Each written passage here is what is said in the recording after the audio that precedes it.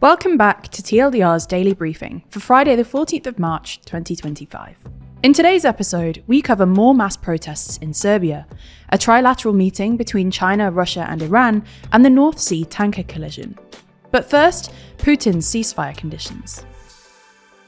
Russian President Vladimir Putin has reiterated his hardline approach regarding any potential ceasefire agreement in Ukraine, even as he acknowledged support for a proposed 30-day ceasefire backed by the US. Putin's support for the US ceasefire proposal looks designed to signal goodwill to Washington and open the door to further talks with US President Donald Trump. Still, Putin has said there are many details that need to be reworked.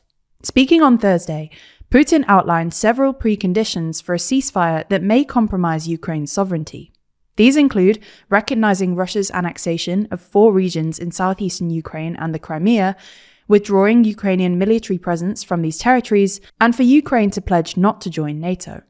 Additionally, Moscow is advocating for restrictions on Ukraine's military capabilities, protections for Russian speakers, and fresh elections to replace President Volodymyr Zelensky.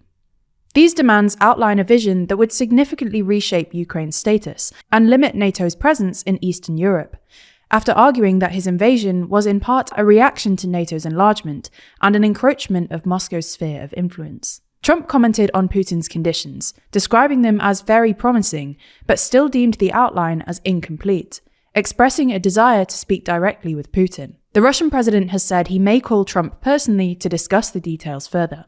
A handful of political analysts have suggested that Putin is maneuvering to avoid being viewed as obstructive while maintaining his own demands. Meanwhile, Ukrainian President Volodymyr Zelensky has said he thought Putin was preparing to completely reject the proposal, but that he was too afraid to tell Trump, and that Putin's conditions are simply being pushed to delay the end of the war.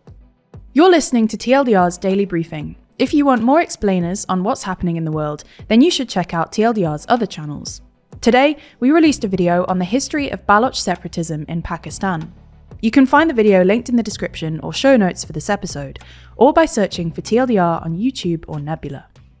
Now turning to Serbia, where students are gearing up for what is anticipated to be the largest protest in the country since the fall of Slobodan Milosevic's regime in the 1990s. The protests, sparked by the Novi Sad railway station disaster, erupted more than 3 months ago and have now become the most serious challenge to President Aleksandar Vucic's populist rule since his party came to power in 2012. The student movement, which successfully organized 2 general strikes earlier this year and prompted the resignation of the Serbian Prime Minister, has created a deliberate separation from the political opposition while steadfastly maintaining its grassroots roots. Today, across the country, students are walking to Belgrade by foot, being welcomed by locals everywhere they pass, to join their fellow students in Belgrade for the planned mass protest in the capital tomorrow.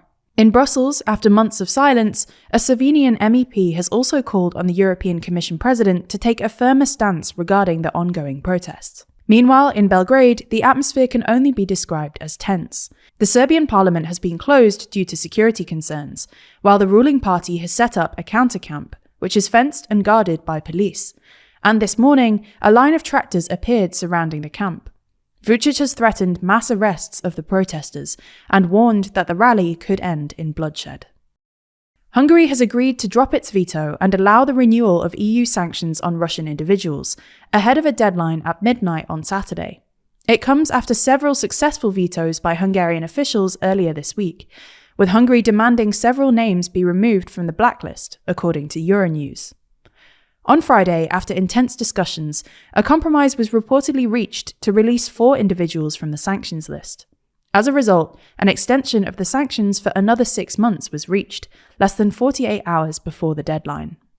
In other news, China and Russia have called on the US and the West to lift sanctions on Iran over its nuclear enrichment program. On Friday, at a trilateral meeting in Beijing, China, Russia and Iran issued a joint statement calling for an end to the sanctions, in response to a letter from US President Donald Trump to Iran's Supreme Leader Ayatollah Ali Khamenei. In the letter, Trump called for a restart to discussions about how to limit Tehran's rapidly advancing nuclear program. However, Khamenei mocked Trump's letter, saying he was not interested in talks with what he called a bullying government. Finally, UK police have said they will hold the captain of a ship that collided with a tanker carrying US oil for another 24 hours, as complex investigations continue into the cause of the crash. The 59-year-old captain, who is Russian, is being held by Humberside police on suspicion of gross negligence manslaughter. It relates to an incident that took place on Monday, in which a container ship called the Solong collided with a stationary tanker carrying US military fuel, which was anchored off the east coast of Yorkshire in northern England.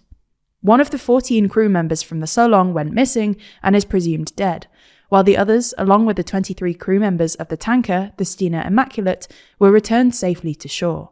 On Thursday, UK Prime Minister Keir Starmer said authorities must get to the bottom of what happened. The US Coast Guard is also involved in the investigations, having said on Wednesday that foul play cannot be ruled out. That's all for today. We'll be back with you next week, so make sure you're subscribed wherever you listen. In the meantime, if you want to support the show, then consider grabbing a copy of our physical magazine, Too Long. The next edition, coming out in April, covers the world's 25 most influential people, as ranked by us, the TLDR team, and you, the TLDR audience.